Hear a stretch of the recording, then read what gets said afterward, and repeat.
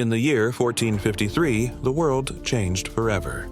For over 1,000 years, the city of Constantinople had stood as the heart of the Byzantine Empire, the last remnant of the Roman world. A shining fortress of faith, trade, and power, surrounded by mighty walls that no enemy had ever breached. But that was about to end. On the other side stood a 21-year-old sultan, Mehmed II, ruler of the rising Ottoman Empire. Brilliant, ruthless, and ambitious beyond his years. He had one goal: to conquer Constantinople and make it the capital of a new empire that would eclipse Rome itself. The defenders were led by Emperor Constantine XV Palaiologos, a man who knew he faced impossible odds. His army numbered barely 7,000 men. Mehmed's, over 80,000, armed with gunpowder, cannons, and sheer determination. Among them stood the monstrous cannon, the basilica, capable of tearing through stone walls that had stood for centuries. In April 1453, the siege began.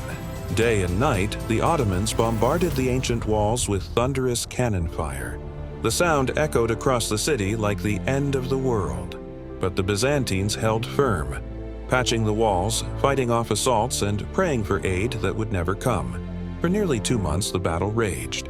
The defenders fought with the courage of desperation, led by Constantine himself, who refused to abandon his people. But on May 29th, at dawn, Mehmed launched his final massive assault. Waves of soldiers stormed the walls as the great cannon roared again and again. This time, the walls broke. The city that had stood for over a millennium finally fell. Constantine XV is said to have thrown off his royal robes and charged into the chaos, never to be seen again. The Ottomans poured into the city.